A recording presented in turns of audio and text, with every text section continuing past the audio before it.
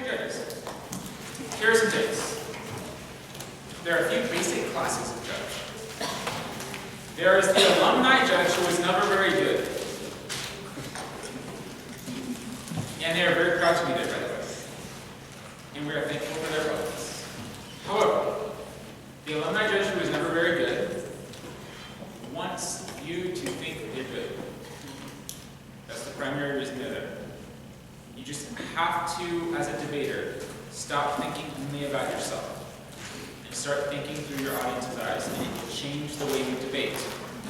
Instead of, here I am, take it or leave it, you start looking at, who are they? Let me put them in the right frame of mind to hear me. So I suggest the following phrase for this debater, for this type of judge. As I'm sure you know. Because they want to be treated like a debate insider. And so when you say, as I'm sure you know, there are 4 major ways to look at an affirmative claim. They're saying, yeah. They have no idea what the 4 ways are. But it sounds vaguely familiar to them. And that you're saying it this way makes them ready to listen to whatever you have to say next. Sad but true. Sad but true. This happens in business contexts a whole lot too. When you're in a meeting, and there's one of those people there who thinks everybody is thinking about how smart are they, perfect phrase. As I'm sure you know, and you see them every time. They're like, yeah. They're like feeling. Yeah. Okay, so that's one judge type. And a thing to do. Next, we talk about the question to ask, right? I think there's far more information to be gained from the professions that people have than their self-stated judging philosophy, and then their background with debate. You have to start classifying people into different quasi-boxes, but you're not always going to be 100% right, but it does help to know. So, for example, if someone is extremely quantitative in their profession, or scientific in their profession, they likely distrust rhetoric. They're far more interested in the list of arguments. I think that's about 20% of your judging pool, maybe 25%. Someone who is, anytime you start sounding too good, I start distrusting you because you sound too persuasive. Because I live in a world where facts, their favorite word is fact. Baby boomers tend to like this word too. People who are in the, I guess how old are baby boomers now? 58 to about 68, something like that. I don't know. So you have someone who's a little older. They grew up in an engineering age where we actually eschewed debate. Debate used to be a part of our country's history, and it stopped being that World War II until still.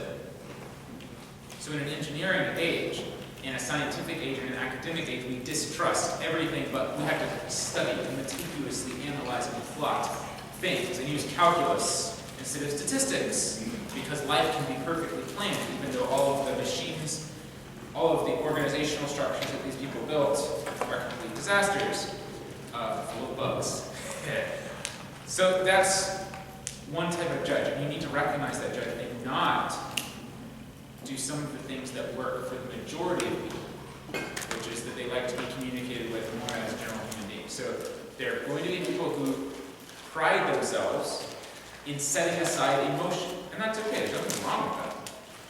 You need to be able to recognize when that's happening and be straightforward, factual. These are the facts, the facts, the facts, the facts. It's a good approach for that type of judge. Next type of judge is your average homeschool mother who has been in debate for 3+ years. That person has typically a favorite and least favorite event, and usually you're in it if it's late in the year, you're in the least favorite one, because they already judged everybody earlier in the year in their favorite ones. And so they're having to take the ballots that aren't their favorite. They judge too much. Let me tell you about this person. This person is bored and desensitized. They don't know it and they wouldn't put that word to it. but they are bored and desensitized. And if you can be entertaining, uplifting, and engaging to this person, America, they're so happy because they're tired, exhausted from all this debate traveling and ridiculous schedules of debate tournaments. Am I right, moms? Yes. Here, here. And so I think that a lot of us as advanced debaters, we're like, we want these people to flow, and we're frustrated that the moms don't flow well enough in their 5th round judging of the day. Because the tournament goes really fast when you're debating. It goes slow as molasses when you're not. Those 3 days are the longest, most boring things I can possibly think of for everybody else. I'm really tired. And having to judge the 5th round of the day, a whole hour and 15 minutes on the bees. It just doesn't sound fun or interesting. And so if you would just realize that, you would have some fun too. And you would see, oh, I don't need to have a 4 advantage case. Let me just stick with 1. This is why simpler cases are better, is because they're far more versatile. So I'm always trying to get down to 1-point cases. There is one basic rule here. And that allows me to have color, illustration, improvisation, be enjoyable, and even acknowledge that my judge seems tired. Me too. Let's have some fun here. Have a box of the sticky file, the funny, interesting, entertaining, counterintuitive freakonomics examples that they've never heard of before in their life. That's a good way to do it. Here's a bad thing to take. So agriculture year was my first year of debate. The very first year I ever debated, it was the United States Revolution, just they changed its agriculture policy. Didn't have food safety. That was 2001, 2002, I think. We ran, my partner and I we were your average 15-year-old dude debater. We ran a mini cases format. We had 3 cases, or novices, okay? You started in January. So we started debate in January. And like somebody said there's such a thing as a mini case. We gotta try that. And so we had a case to legalize hemp. We had a case to abolish farm subsidies, and we had a case on intellectual property that I still don't understand, but my partner did. And I was 1A. So we had all 8 combinations. So each case alone, each 2 together, and then one with all 3 together. And a non-self-aware debater, or I guess more accurately, one who's only thinking about themselves, is going to deploy that 3 mini cases case, no matter who the audience is. And this would be the wrong audience. Your majority audience would be the wrong audience for something highly technical. Do that to your debate coach audience, who's like bored of debate and likes to see you pushing the boundaries there, but not for your standard audience. Keep it simple. My cases be fun and entertaining. There's another kind of judge. Your first time parent. Oh yeah, go ahead. About the keep it simple case. Yeah. So are you just saying that you only have one intention? Yeah. Any case I write, I have one intention. And that's what examples underneath that? Lots of warrants. Many subpoints in development, but I don't mind dropping a bunch of those subpoints throughout the round, because I have one main thesis that I'm proving. And you weaken yourself when you try to prove too many things. If I'm trying to say that Brazil's economy is in decline, Brazil's economy is in decline. Look, their currency is being devalued and their GDP is decreasing. Negative team or opposing team can say, Brazil's not in decline. Their trade deficit is increasing and their jobs, they're at the lowest joblessness rate that they've ever been.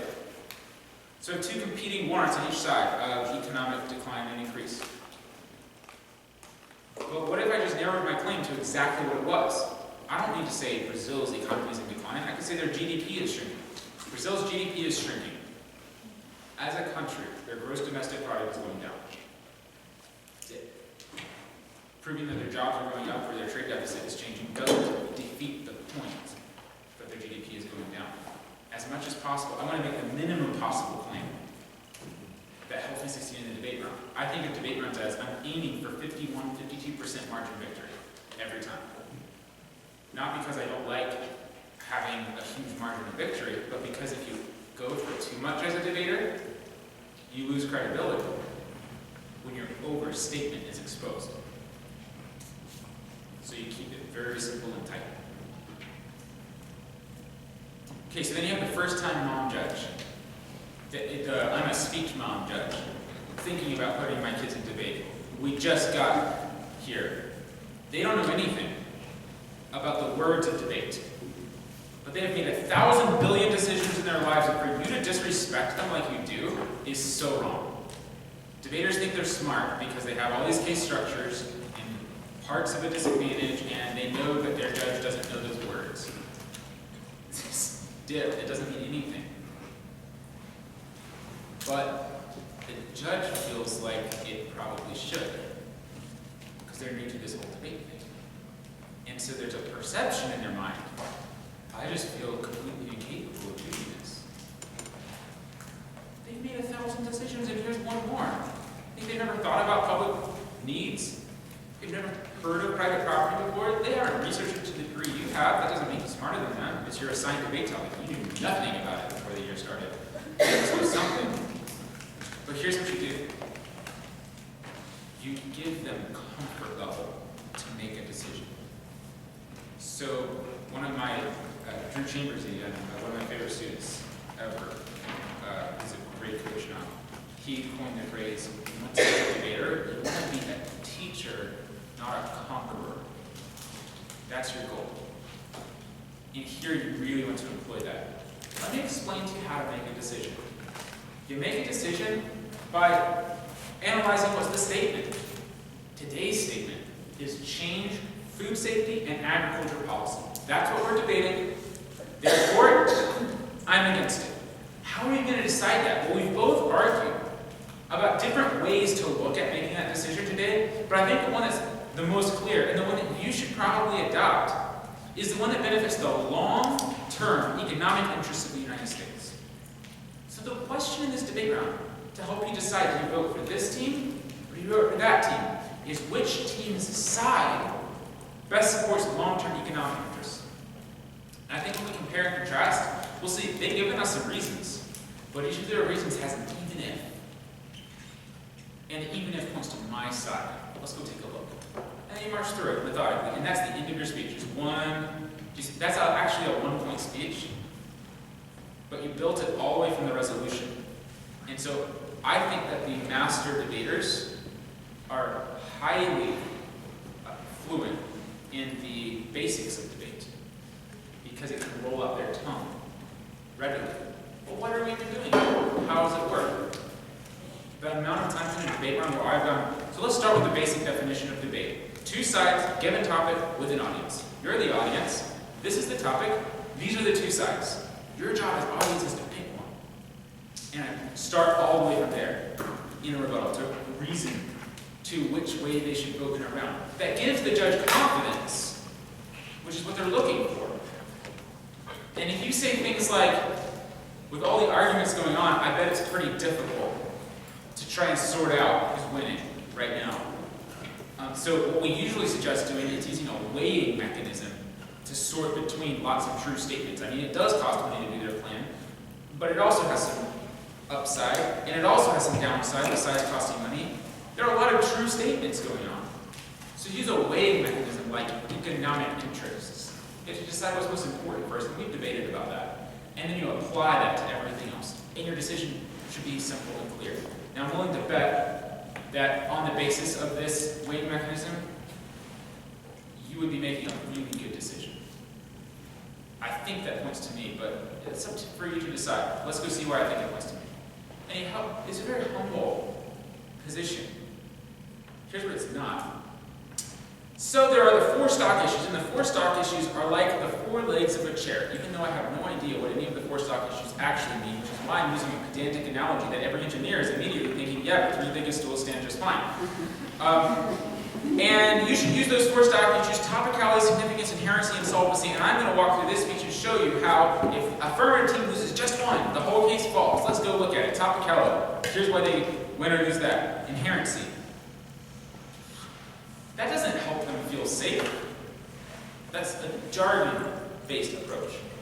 But what if you just changed that jargon to the substance, if you actually do understand the core stock issues? When you're making a decision about what to do in life, whether it's where we're going to go eat next, to what are you going to do with an entire economy if you're the government, you tend to look at 3 or 4 basic questions. What is the question?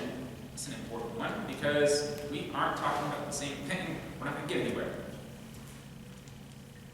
Why would you want to abandon what you're doing now and go get that lunch or change that policy? What are the things we're doing now that are failing or not working? And what are the root causes? And finally, how could something change it? Can it work?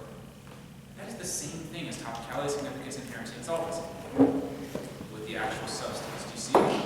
And does that feel like a good decision if you consider, are we having the right question? Importance, facts of what's going on now, and how it can be different?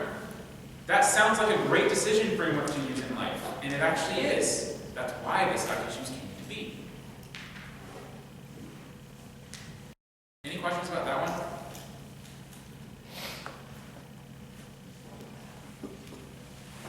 Okay, now let's take the nail. We're working with large classes. Sometimes there are smaller groups. The profession, I think, is still the best indicator, more so than have they been around debate or not. Because 9 times out of 10 at these tournaments, the moms are teachers and educators. That's what they're probably mostly about. The dads usually have a different profession. Sometimes the moms do too, and they'll usually let you know what that is. And if they say it, I would always take that as the primary indicator of who you're talking to. If you're talking to a mother and she says, yep, I was a or am a this, and I homeschool, take the this that she said. That's who she identifies as. And if she says, I'm a homemaker and I educate my kids at home, that's what I do. And this is how many years I've been in debate, 3 years. That's who she's identifying as. And so that's probably the right indicator. Okay, so with the dads, you're usually going to find their profession, and I think we've talked about the technical sides. So the rest of them, what I usually try to do is somehow reach into their profession, which means I have to sort of understand this. If they say, I'm a lawyer, then you should probably talk about specific laws and things. If they say, I'm a marketer, you should probably think about relating the question to marketing. Like, just try to relate it a little bit without sounding ignorant. So don't try if you can't. Go back home and say, shoot, I don't know how to talk to marketers because I don't know what they actually do. And then look it up, read one blog. You'll be good. You'll be ready next time. Does that kind of make sense? So when you see the judges, if you were to just say, what is your field of study and background in debate, that would be a safe. That is a great question. Yep. Here's another question that I detest. What would you like to see in this debate room? What does that even mean? What would you like to see? Like, let me ask a debater. Who's asked that before? What would you like to see in the next debate round, Lindsay? It is a weird question to just be asked on the spot. What would you like to see in the debate round? Especially since, dirty secret, all of you are stinking using scripts. So you're not going to change. You never change.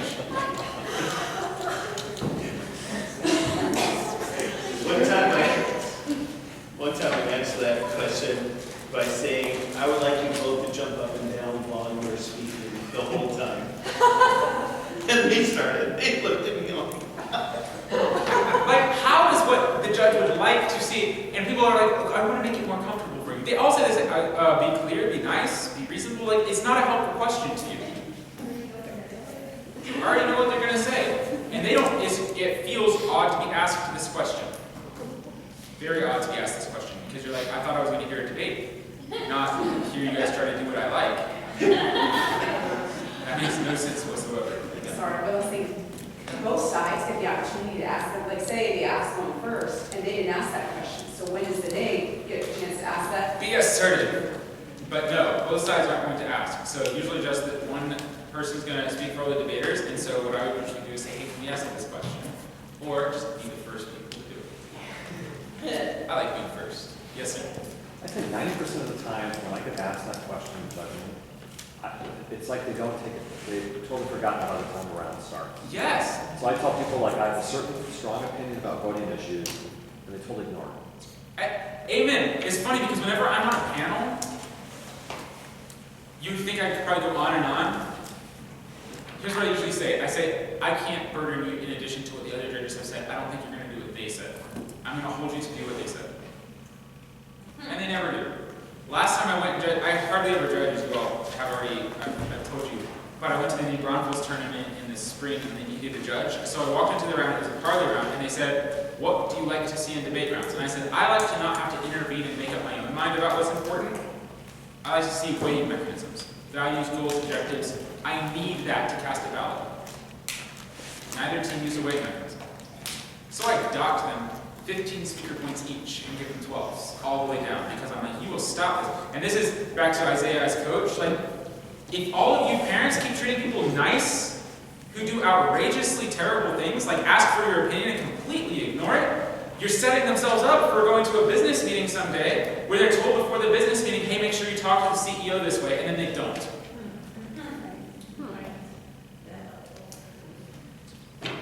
Yes, ma'am. So what does a parent say? Okay.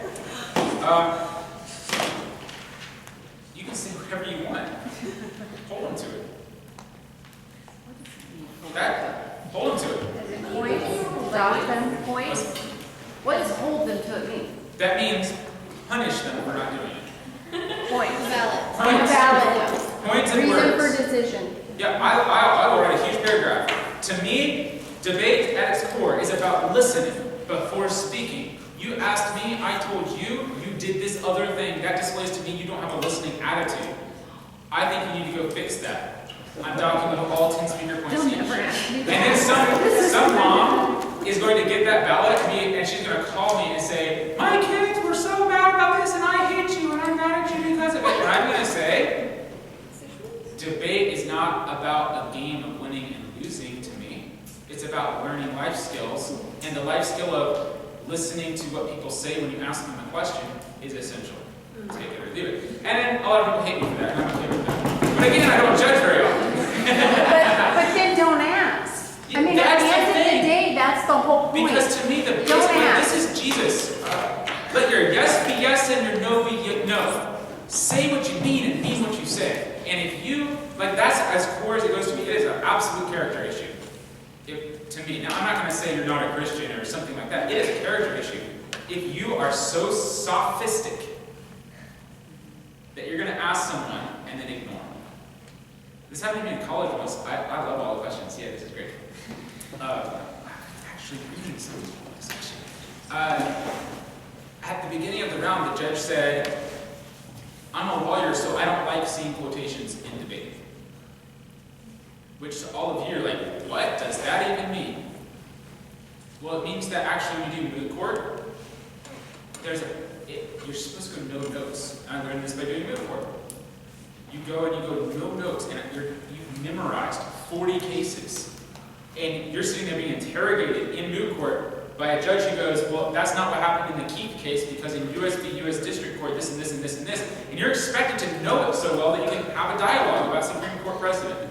So they value not using the quotations, whereas you all think I'm supposed to read evidence quotations because somebody told me that in a debate book. So what we did when that happened, we were asked, I just used the outline of my case and spoke, and I referred to authors, and I referred to scenarios. Judge loved it, gave me a 30. Other team used quotations. Judge hated it, gave them 6. Well, sir, yes. So your opponent does get to ask them that question actually, and it's a question you don't want them to ask. Can you do anything? No, you can't do anything. That whole thing about owning the stage, like, they used the stage, they did it, it's done. Do it the best you can. What happens if they try to do it but fail? Who? What happens if they try to do what you say but then fail? I love it. Because I know that they were dumb enough to ask what I like, which you shouldn't do if you're not willing to do what a debate coach likes. Which means I'm going to say words to you that you may or may not understand. It may be the first time in your life you've been asked to use a weighing mechanism, right? And if you make an attempt because you asked me, I will write on the ballot, I really appreciate that you tried to act on what you asked me about. That shows a listening and adaptive personality. Here's a book to go read or an article to go read or something like that that'll help you do better next time. And what if the judge rates you down for not asking? You should always make sure every round somebody should ask. Just don't ask, what do you like? This is kind of off topic, but what happens if you get a coach as a judge? Okay, so have we finished the last judge we were talking about? Yeah. Remember dads, did we finish that one? Yeah, really, we take that question. Yeah, I think we pretty much did. Any other questions about that? No, good, coach. Yeah, no, it just had to do with, so if you're around someone does ask you what you like, should both of them then try, like in your mind, should they both try, because they both heard it? So if one of them does try and get it completely ignored, would the one who tried already have a leg up? Just because Absolutely. they tried? Yes. Okay. Huge. Hugely done.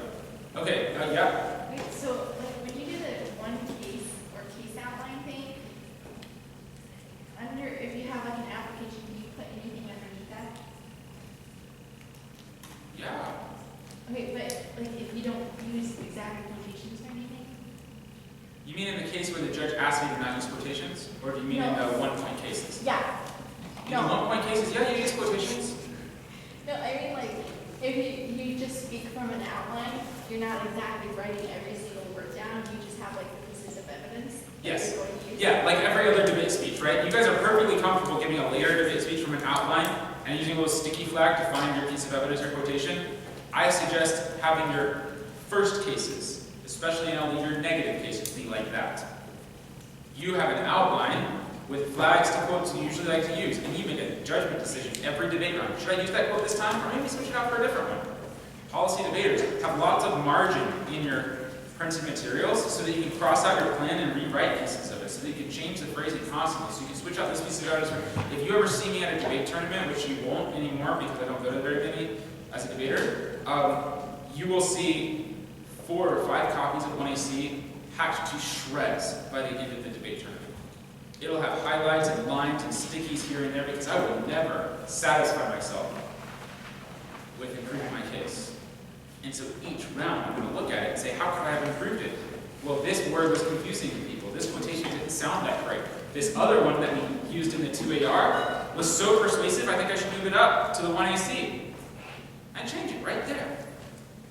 And what's amazing to me is that debaters don't feel comfortable doing that, but you're comfortable doing it in every other speech except for the 1AC. You already have the skill. Debate coach question. There are 2 kinds of debate coaches. There are 3 kinds of debate coaches. There are 3 kinds of debate coaches.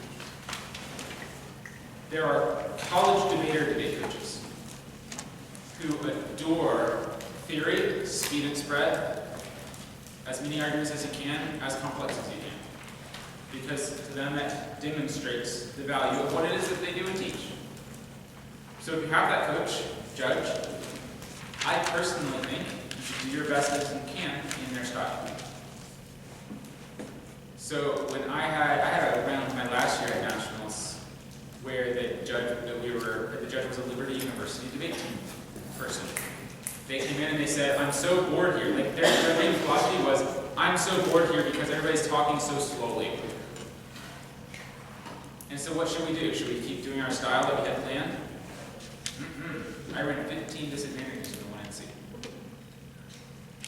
I don't like that style. He wanted 15 disadvantages, I gave him 15 disadvantages, and we won like all of them. Because the other team cracked under the pressure. And to me, that's part of the interesting thing. Because debate is about so many different lessons at once. Can you handle the pressure of someone asking you to change and actually adapt? Because in life, you never get the same format twice. If you're doing anything that matters.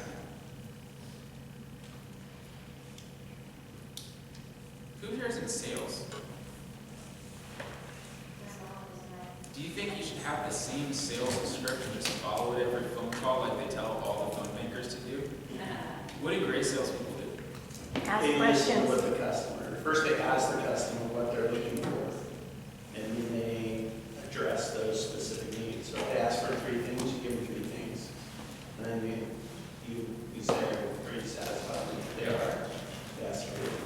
Sales is about hitting people in a 2x4 with a 2x4 in the face. Exactly what they want. Create a need. You say, what are you? My favorite question to ask anybody in a sales conversation. What's the hardest thing going on in your business right now? Like, what's a decision you guys are struggling with or a problem you're trying to solve? Everybody has one top of mind. Oh man, our schedule, our this, our product, our that. Boom, you've got a need to sell to. You sell the pain. Always sell the pain. Right? That's good sale. But there are so many salespeople who think it's a script. So many. Same with debaters. You think it's a script. That's not your case. Your case is the points that you're making. And sometimes you happen to have it pre-printed on paper, like that piece of paper that we passed around the student drawing on that table that you call it. 30 minutes left, guys. You can handle it. I promise. Okay, so debate coach judges, that's one. Next kind of, did I say how to handle that, Judge? Oh yeah, adapt. Okay, debate coach judge 2. This is my least favorite kind. I am out of debate for 1 or 2 or 3 years, and I am coaching because I am living vicariously through my students. That coach is there to lord it over you. They're there for themselves. You can tell that this is the debate judge you have by how long their debate philosophy is. When they tell you lots and lots and lots and lots and lots and lots and lots of stuff, you know. Yes. So this would be like alumni who have graduated from our league for a year or a couple of years, but they're doing coaching through their own company or something. Yeah, and usually they're either making money off it, or it's just like reliving the glory days, right? 1982. Best year ever. Yeah. Yeah. And so, how do you think you handle that? Unfortunately, the hardest part about that is I think the decision is usually random. It's this random. I even heard them say, yeah, I just had to flip a coin. Or I've heard them tell the debaters, I'm going to flip a coin and whoever wins it gets to pick the weighing mechanism for the round. Or they have some arbitrary judging framework that they're going to apply. You can't predict it. So the more they talk, the better. And then other than that, I think you treat them like the alumni who wasn't that great, in that you go ahead and use the jargon and things like that, and you just do the best you can. This is why I try to not judge, is because I don't think I'm a fair judge. I've said that 100 times. I don't think that this judge should be judging. This coach is so in debate that they're a tainted view and they're going to corrupt you towards speed and spread and toward ridiculous argumentation. And so that's why that person should stay as a coach. Yeah. What if you have like almost all the different types of judges in the On a panel. round? What do you do? You pick the ones you want to talk to, and you win that. Plan to lose some. In a panel, always plan to lose one. And win the others. But I'll tell you one thing that's interesting about panel debating. Usually your panel is concerned not just with themselves, but with the audience. And especially a certain type that we talked about, they're concerned about what the audience thinks about them. And so you speak to the whole audience. And if you can create clear momentum in the audience, all the judges are swayed to your side. But here's the danger. There's a false momentum that happens. False momentum is when your entire club is the big audience.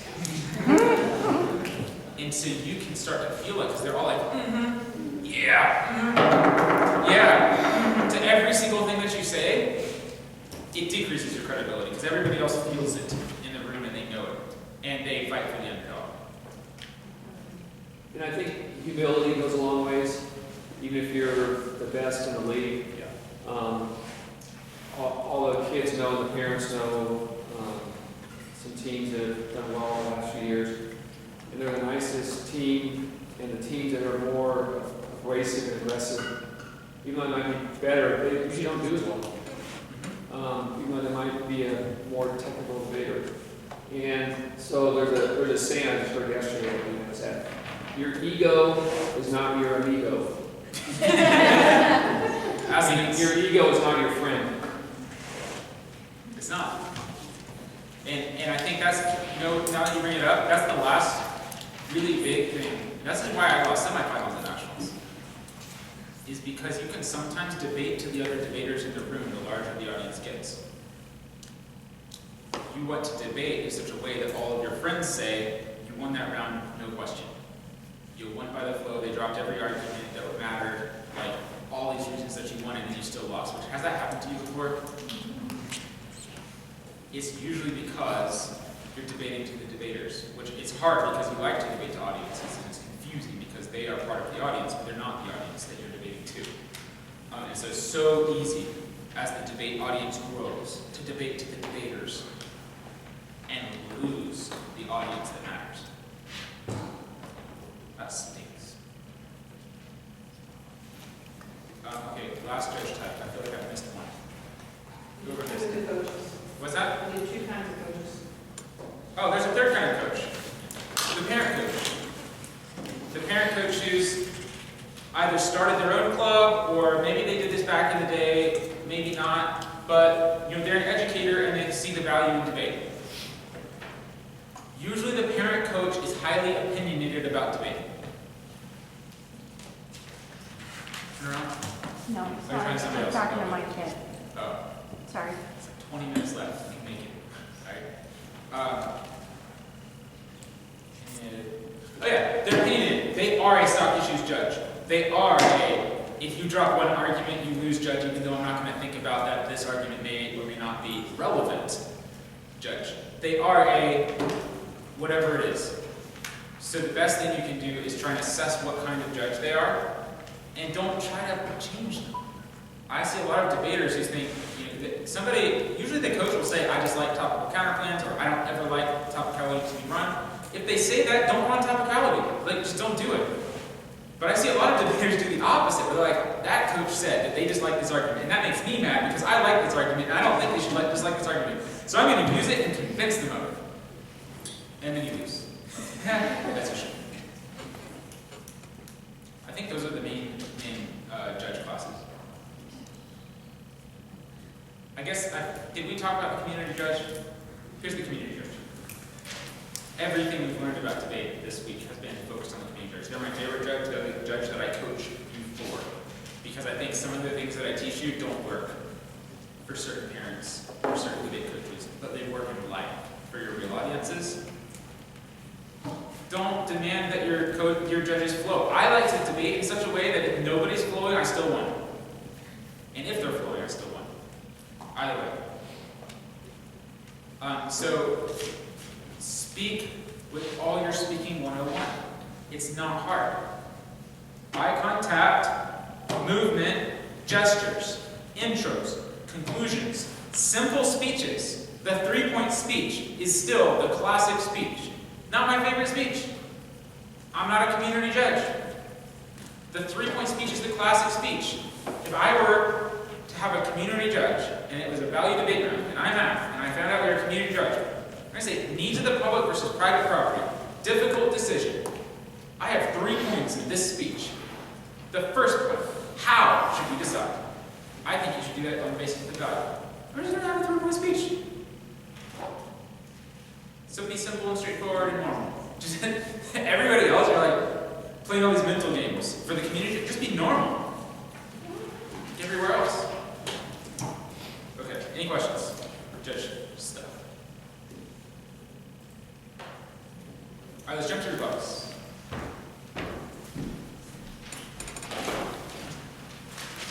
So the question was how do you get 2 R's?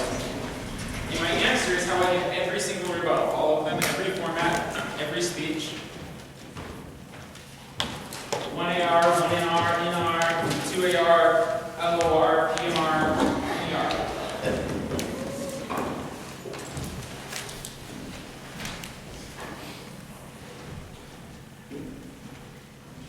And by the way, rebuttals are one of the most undercoached items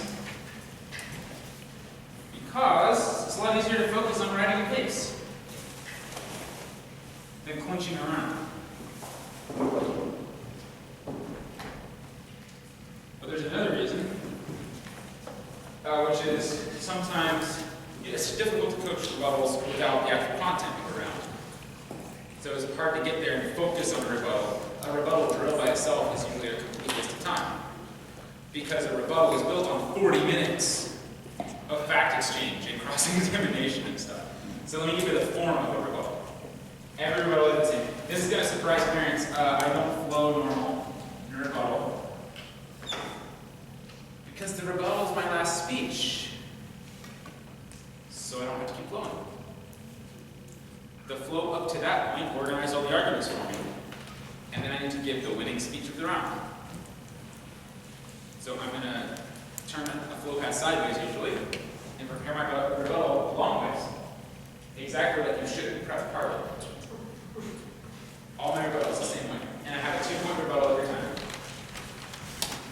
100% of the time. What's the test? Who meets the test? This allows you to give a glorious slow 1AR. The test is the weighing mechanism of the round. Meeting the test is a compare and contrast of both teams through the weighing mechanism. So if you are in a debate round and the value that you proposed was justice,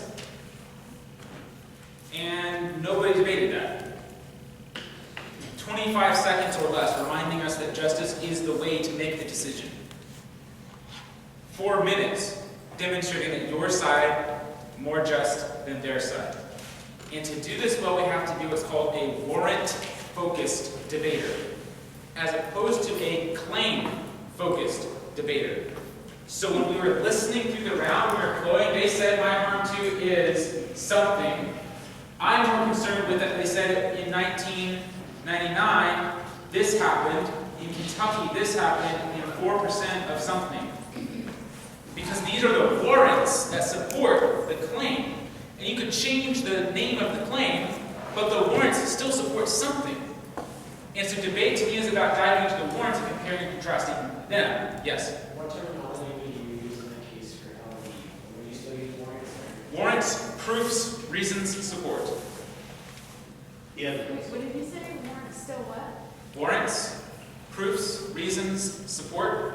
Those are all the supports. Yeah, evidence. The reason I shy away from evidence is because too many in your judging community interpret evidence as quotations. But it doesn't have to. A warrant can be any reason. So it's all the reasons.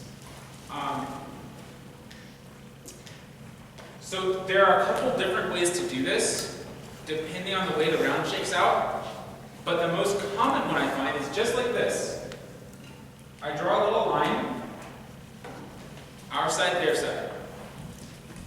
Warrant, warrant, warrant, warrant, warrant, warrant, warrant, warrant, warrant, warrant. So I'm taking from their disadvantage. I'm taking from their second contention. Anything that relates to me meeting or not meeting this test. Everything else, I drop it, I don't care. That is a gutsy thing to do though, because I better be right about this test. But that's what I'm trying to teach myself to do. Is to be right about what we are agree as the basis, and then take it home with anything that's not about this test, don't matter. Yes? How do you do it sideways? What? How do you do it sideways? How do I or why do I? Because you said that if you did it sideways, how do you do it sideways? Would you just flip it? So I think what I meant was I turn the paper like this instead of like this. And I use an entire sheet of paper for this rebuttal because as you can see, there's a heavy amount of analysis going on as you pull from the pages into the clincher to test and what is the end test now. Yeah. So in prep time then, how much would you suggest using an LD for your first rebuttal and then your second? So first of all, it begs the question, when do you start writing a rebuttal? And the answer is as soon as you sit down from the last speech you gave.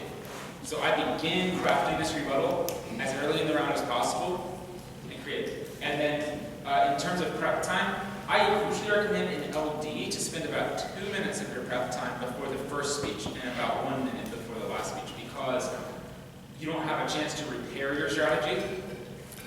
So the first time is it. In policy debate, I don't necessarily say that. Yeah. What, which ones did you say? I can't remember what you said. You said you're just your warrant, so why your side has supported your weighing mechanism for the resolution. What did you say about their side? You said And theirs. So you're saying all the things That go against. so all the things were disadvantages in your case? Maybe it's a disadvantage, but maybe it's just a solvency issue, maybe any issue that relates to you not meeting the test. Okay. Any warrant.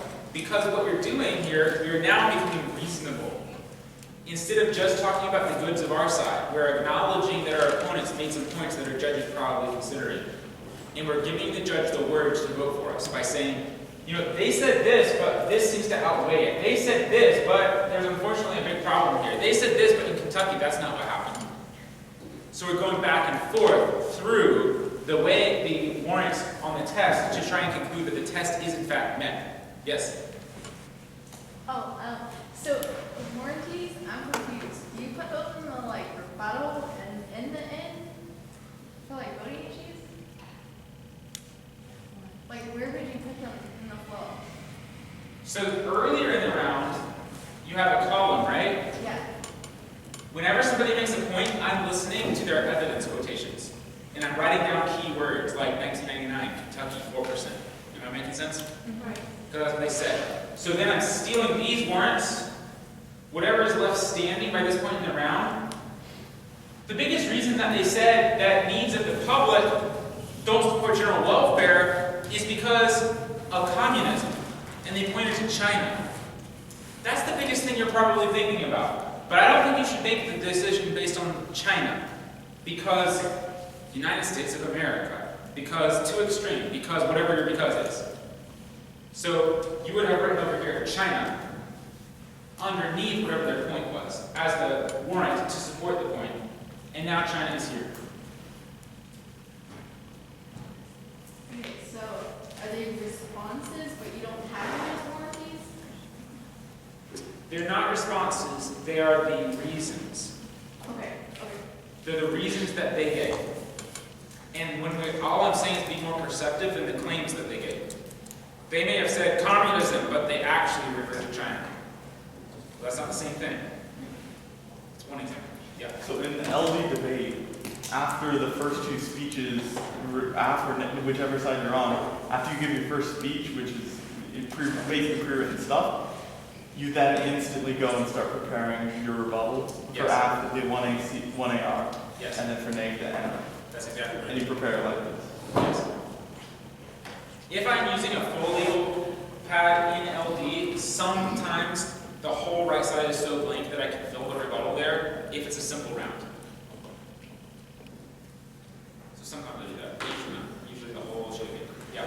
So so this is how, let's say you're an LD and you're preparing your 1AR, do you still flow it? Like, when you talk about their example of China, and you talk about why China is not a good example of your side of the resolution, would you still put that on your flow so you can follow what they say in response to that? Yeah. So you're putting what they said on the flow and translating it into the round. But But the key is that you're not letting it happen on their terms, is what I'm trying to say. So they may have put it down over here, but you're sorting out in your mind, does that show that I meet the test or fail the test? Oh, irrelevant. I'm just going to say that's irrelevant. Oh, it goes against me meeting the test. I'm going to put it right here and refute it. But you still put it down on your flow like after you sit down from your 1AR. Yes. Yes, I would. So Wouldn't it just be easier to write the responses on the sheet of paper that you have all that right now on whatever one they are? Or is that too many pieces of paper? Maybe, I guess I'm getting confused now about what the question is. So you're saying, so if this is the 1AR, the NR happens. If you want to write here, great. If you want to write some other place, you can. But they don't have any new arguments. So it probably could go right here. Did I answer the question? Okay. Yes. So you, for your 1IR, you put your taglines of your reviews on your flow, and then you kind of expand on them more on that sheet, right? So when they go against your reviews, you just write it on your flow against little taglines, even though you have a full set of your explain arguments. So the taglines are claims. Yeah, but would you record it on your flow too and the big sheet? So when they go, what you just said, okay, so you do both. Like you put it on your flow. Are you an LD or TP? I'm an LD. You're an LD and you're AF or neg right now? What? Are you AF or neg right I now? think AF. Okay, so AF, you have pre-flowed your case. Yeah. Now they have argued some stuff. You have some direct responses. Or you sort it all into this. I tend to sort it all into this. But I can see and do sometimes just directly respond because you know what my response is in that type of case usually? True baseless. So I will be responding that their points are irrelevant. Because they're not related to the test. Because they're not related to the weighing mechanism. Which is the purpose of a weighing mechanism. Which is why if you're asked in policy and you run a weighing mechanism called net benefits, you're insane. You just said everything. Consider everything. It is in the advantage of affirmative to constrain the round's focus to your terms. It's in the advantage of negative to broaden the round's focus. So net benefits is a negative standard. That begs the question, what's beneficial? Which is answered by the affirmative team's original weighing mechanism. Yes? Alright, as far as the test section, if you're affirmative, you bring up a value that can be used to either side, but for some reason your opponent brings up a value that's slightly to their side, would you just briefly respond to that under the test segment if you're using this type of format for the 1AR? I think so, yeah. Now, what if the test is where the debate lives? And this requires some great degree of strategic thinking, because you have to be able to realize, oh, their contentions probably they don't matter. Well, my contentions don't matter. It's almost perfunctory. We're debating about who has access, test, to arguments that are dependent on those tests. And if that's where the debate lives, which test is better, then it's a waste of hot air to say, and by the way, not only is my test better, but their arguments are poor. No, their arguments are excluded if your test is better. They have no access to them. So if your opponent has argued a counter value, and then contentions that only impact the counter value, by beating the counter value, the contentions fall, and you have to explain that. So the debate is at the test level. So you should spend 4 minutes here, and 45 seconds there. Yeah.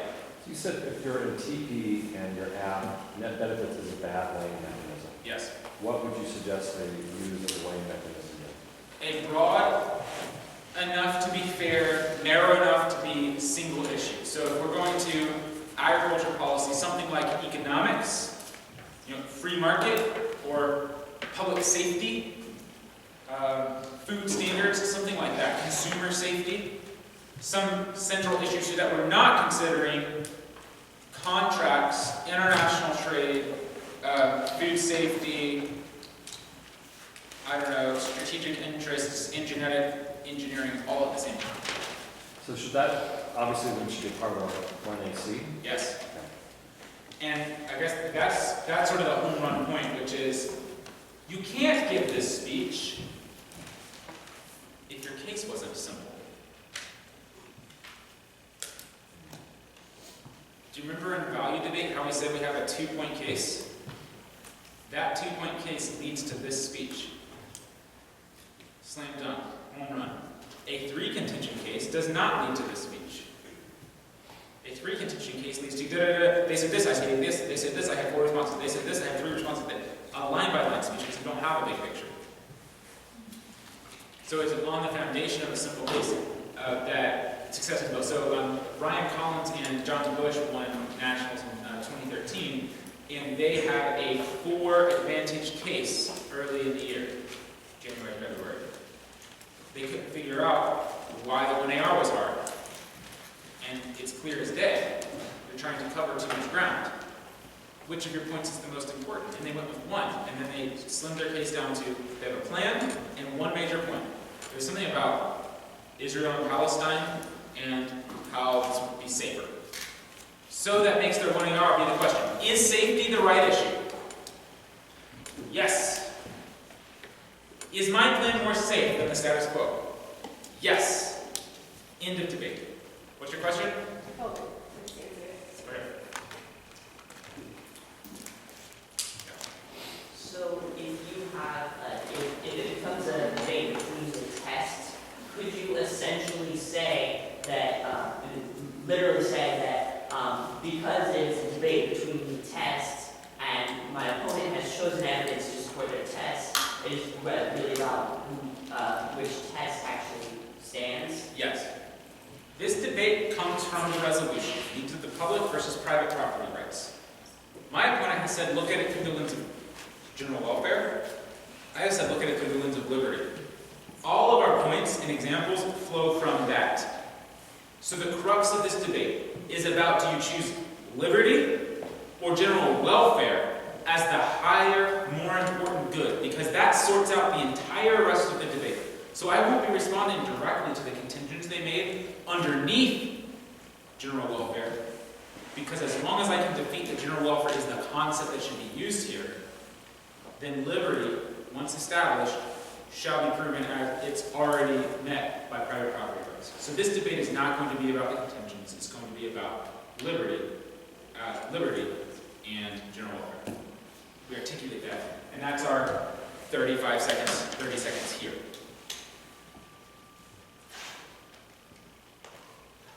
Okay, so there are 2 more things I do want to rebuttal. This is not one of them, but if the debate's at the test level, then the same debate. All the warrants they have going for them, all the warrants I have going for me, back and forth. Our world, their world, if you're in policy sometimes, is a really good way to think about it. So advantages versus disadvantages. This good thing happens, this bad thing happens. This good thing happens, this bad thing happens. In the end, net good. Yeah. What if an LD, and you bring this up and you talk about, and I'm out, and I bring up this whole 1AR thing, and I talk about the test and my value. What if the negative has a completely different value and said that this doesn't apply because my weighing mechanism is different? Then what would you say is out? You'd better win this, or you will lose. Okay. Because you don't have access to anything else. So you spend all 4 minutes there. Okay. All right. Pretty much. Yeah. There's one other thing you can do. Agree to their value. That's the test. Okay, fine, their value's fine. That's the test. I meet their test better. So that's the other debate you could have, but it's still the same format. So if somebody proposes a counter value that's better, don't be afraid to adopt it if you can meet it better. Okay, the other 2 things that I do, and put them on either spot, okay? I'm going to put it here because I have more space here right now. I always force myself to say even if. So I'm always putting this on my flow. Even if. And this is one of the hardest things to fill out for some reason. But this is, I try to get debaters to predict the reason for decision that their judge makes. And this is where it comes from. Even if, insert best opposing argument.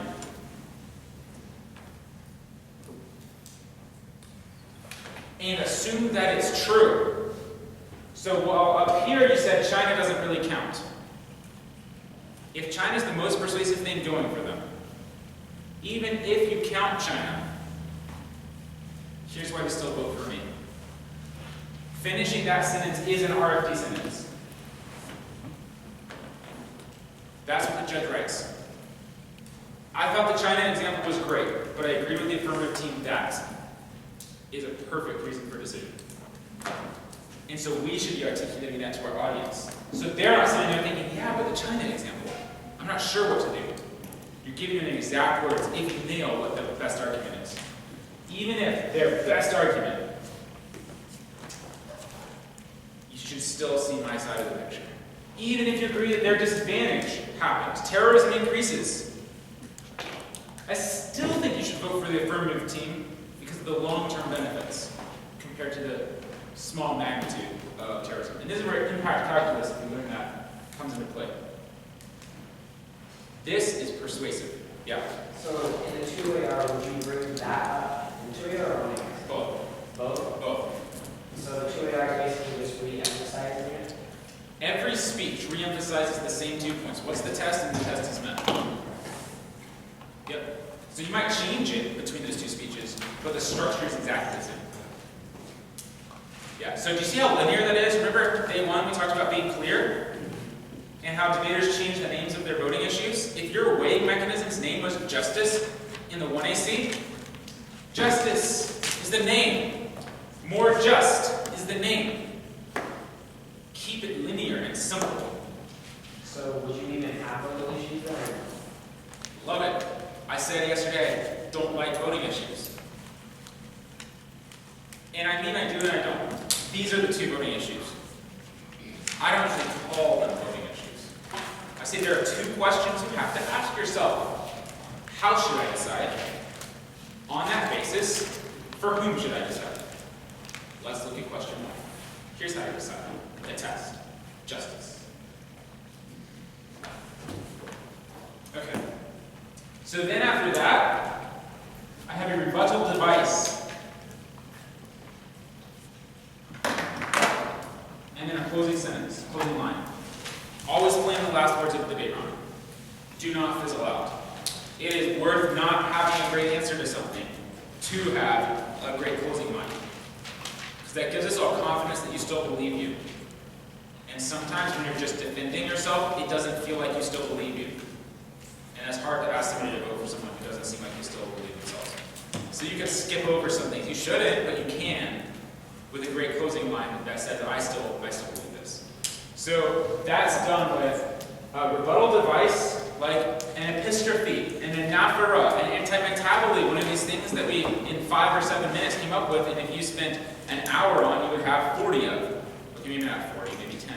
But if you spent an hour 5 times in the year, you would have pages of rebuttal devices, customized to the round 2, because you can come up with them on the spot. We want to say things like, we predicted Palestine's Twitter feed, the next ones, because we dug up some weird ones that they had, and we're like, this is the last ones, and then these will be the next ones after the plan. I skip it. We've done, I don't know, it's a place to be creative. Our world, their world is a fine one. One of my favorites is things you have to believe. Here are the 5 things you have to believe to vote for my opponents. That farmers truly can't find another way to pollinate their crops without the use of bees is 1. Second, and you kind of go through these assumptions that are a little sort of far-fetched, but really are representative of what you would have to believe to vote for the other side. That's a good rebuttal device. So be creative here. Final sentence. Don't say thank you. Don't say for all these reasons. End it. 3-second rule. Let it hang in the air. If you want to say thank you after that because it's awkward, go ahead. But create a little bit of awkward. That's them focusing on the last sentence you said, not breathing for a second. When they exhale, you can say thank you, or you just walk away. That's how I give a